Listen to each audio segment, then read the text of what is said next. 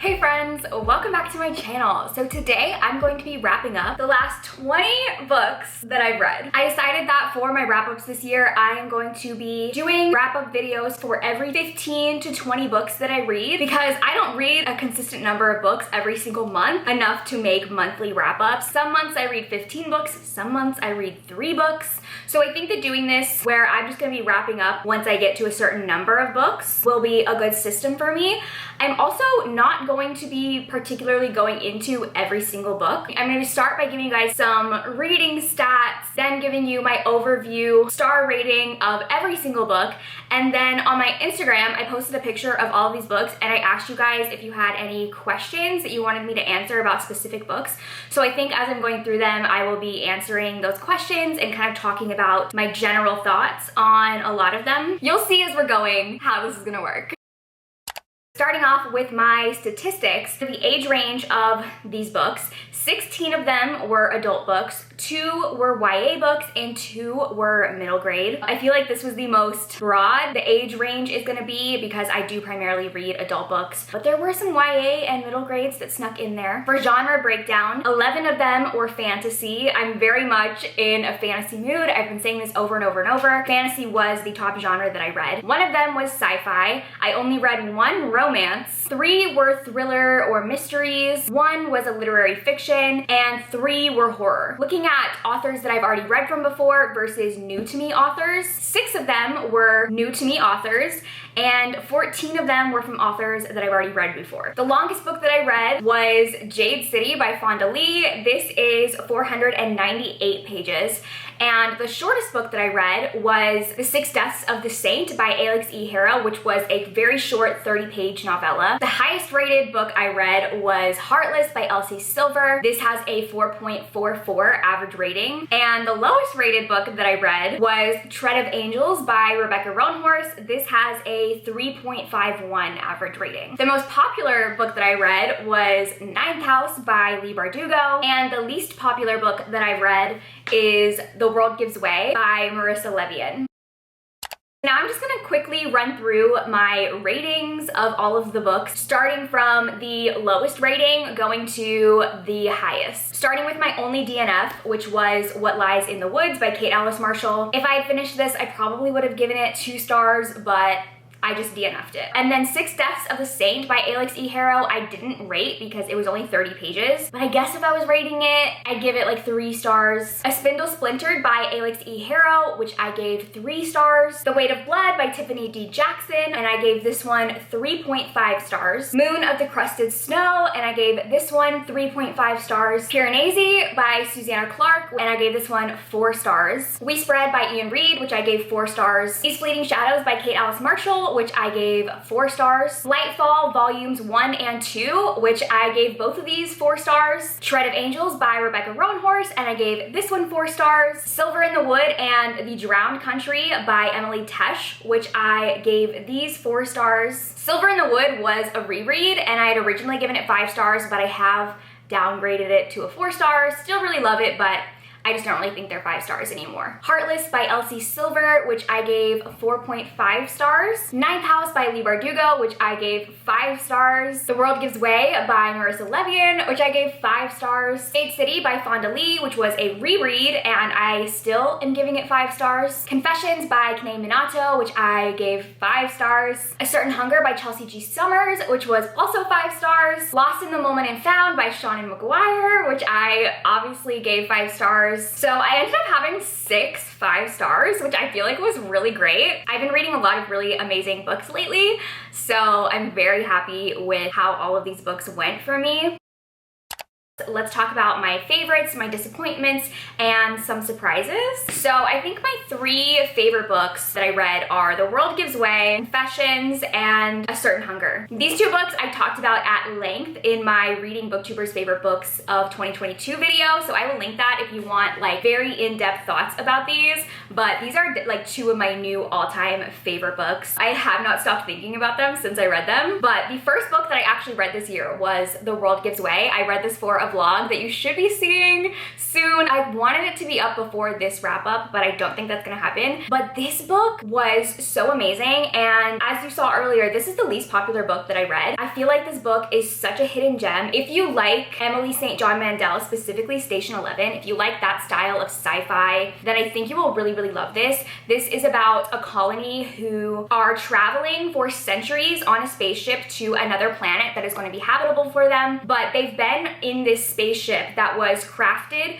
to resemble Earth. They've been in the spaceship for so long that no one alive remembers what life was like outside of this spaceship. It's like huge, a huge spaceship, and there's full ecosystems. There's mountain ranges, there's an underwater city, like a jungle city. There's full ecosystems. I totally was picturing it like Zootopia when they're going through the train and you're just like going through all the different ecosystems.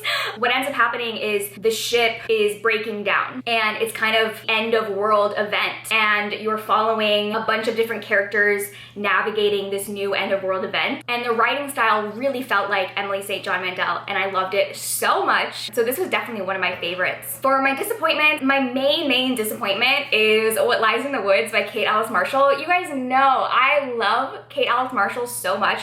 Her YA books are some of my favorites, and this is her adult thriller debut. And I was expecting so much more from it, but I ended up DNFing it because I predicted the entire plot after the first chapter. I got to about 100 pages in, and I was just like, yeah, I know exactly how this book is gonna go. There was nothing really exciting about it, nothing that I really liked. It just seemed very basic, very bland.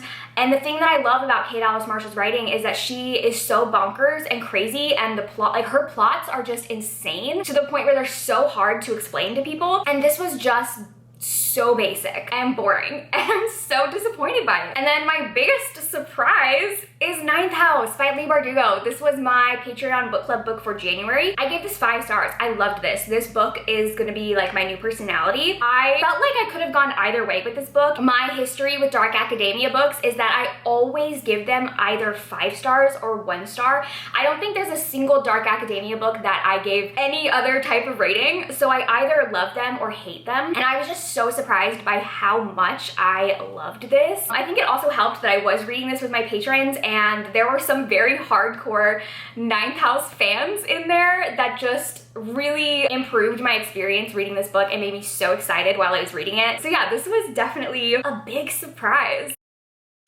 Okay, so now I'm gonna go through questions that you guys asked me about specific books. So the first question someone asked is, which book would you universally recommend to anyone? And that is really hard with this particular batch of books, because I feel like a lot of these are more like very specific styles of books that only specific people would like. I don't know. I think the one that I'm most confident in recommending is Confessions. This was just such an amazing book and so readable, so engaging. It's a type of book that you don't want to put down because every chapter ends on just like a crazy plot twist and you have to keep reading. So I do feel like of all of the books, this is the one that I think the most people are likely to enjoy. The next question is, are any of these books ones you could have liked more at a different time? Ooh, that's a good question. I think A Spindle Splintered by Alex E. Harrow is definitely a book I could have liked more years ago. This book is kind of like about this girl who loves Sleeping Beauty, and then she gets like thrown into a multiverse where she goes into this like fairy tale world where Sleeping Beauty is there and she has to like help her. I think there is a time when I could have liked this, but for who I am and the reader that I am right now, it was way too like pop culture-y and it felt like a parody. I wanted it to be more like cozy, like soft fairy tale vibes, and it was more like silly, campy vibe. I think I could have liked it more at a different time, but I think I'm coming to realize that when it comes to like fairy tale books, I like books that read like a fairy tale but aren't actually referencing real fairy tales. I just think I hate pop culture references in books. So this was like a little bit too much for me. This question is, what book do you most want to gatekeep? You know what, there's no book that I want to gatekeep. I'm actually gonna do the opposite of this question, and a book that I want to like put on everyone's radar. I think that this book just has not found its audience yet, and that's the world gives way. This book only has like 300 reviews on Goodreads. It really has not found its audience. This cover is giving nothing. There's a new cover for this book that I feel like fits the vibe of the book way more, but it is so amazing. I feel like this book could be as popular as like Station 11, but it really has not found its audience yet. The next question is, can you do an if you liked this, try this? If you liked Even Though I Knew the End, you will also like Tread of Angels by Rebecca Roanhorse. They have a lot of similarities. Or also, if you like The Library of the Unwritten, all three of these books are about angels and demons and people that are kind of caught in the crosshairs of angel and demon battles. The main character of this book, her sister, is accused of murdering this angelic warrior. So she has to work with her demon king ex-boyfriend to save her sister. It has kind of like a Western brothel saloon vibe to it. I had a lot of fun with this book. So there's a couple Jade City questions. The first one is, did your expectations going into Jade City affect your enjoyment?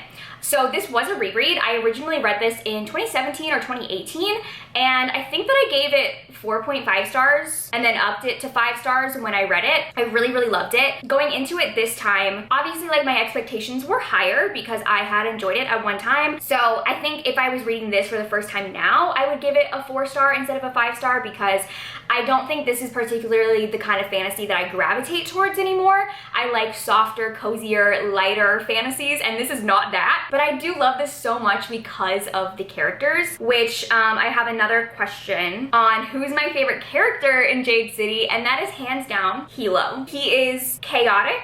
He is a mess. Is he right all the time? No. Do I defend him all the time? No, but I love him. This next question is about What Lies in the Woods. I'm gonna have to redact it a little bit because it does have a spoiler. The question is, did you get the real life blank connection before or after it was revealed? So this book is actually very heavily inspired by a real life case that happened. That was how I predicted the entire plot, because after the very first chapter, I instantly knew what this was about and what it was referencing, which I guess was supposed to be a plot twist. You weren't supposed to realize that, I guess, but I am very familiar with that case, so I caught on to the connections literally within the first couple of pages. So I think that was partially why I didn't enjoy this as much. I got a lot of questions, no surprisingly, about Ninth House. So the first one is Ninth House really that difficult to get into? I want to read it, but I'm intimidated. I think no. I went into this having so many people tell me that it's very confusing at the beginning. I think the reason why people get confused is that it skips around the timeline a lot. So you're in the present, you're in the past, you're in the future, like you're kind of skipping around. And I would actually recommend listening to the audiobook because the audiobook has multiple narrators, and when you're in the present, there's one narrator, and then when you're in the past, there's a different narrator. So the audiobook really helped me keep the timeline in place, and I don't think I was really confused after like the first couple of chapters. Someone else asked, what books with vibes similar to Ninth House do you recommend? And honestly, I don't think I have any because this is the first dark academia book with magic that I have enjoyed. That was kind of my main problem that I've always had with dark academia. Any dark academia book with magic, I've given 1 star. This broke that pattern. So I really don't know what else I would recommend that's like in this same vein. The next question is just, is Darlington hot? Which the answer is yes. Is Alex hot? Yes. And I will also add on, is Pamela hot? Yes. This book is just full of hot people. It's hot people doing bad things. It's hot people doing bad things. The last Ninth House question is, are you excited to read Hellbent after finishing Ninth House? And absolutely, I cannot wait to read that. I do want to give it like a month before I pick up Hellbent because I want like my feelings for this to settle a little bit, but I'm so excited to go into that. So the next question is, are you gonna read more of Alex E. Harrow's short stories? I don't know. I don't know where I am with this author because the 6 Deaths of the Saint, I liked for the most part. A Spindle Splintered, I didn't really like. It was fine. I've DNF'd Once and Future Witches. I think I would try the 10,000 Doors of January before I fully decide that this author is just not for me. I understand why people think I would enjoy her writing. There's just something about her execution and her plots that don't work for me, and I really don't know why. Next question is, did you cry at Shauna Maguire's author note in Lost in the Moment and Found? Absolutely. I cried through that entire book. That was hands down the darkest, saddest book in the Wayward Children series. I actually made the mistake. I started listening to the audiobook while I was doing my makeup, and I cried all of my makeup off within like 10 minutes. Huge warning going into that book, trigger warnings for child grooming, child sexual assault, gaslighting. It's a very heavy book, way heavier than any other book in that series. And it was very triggering to me. Obviously I gave it 5 stars and I loved it so much, but it's very, very heavy. Which book was the gayest?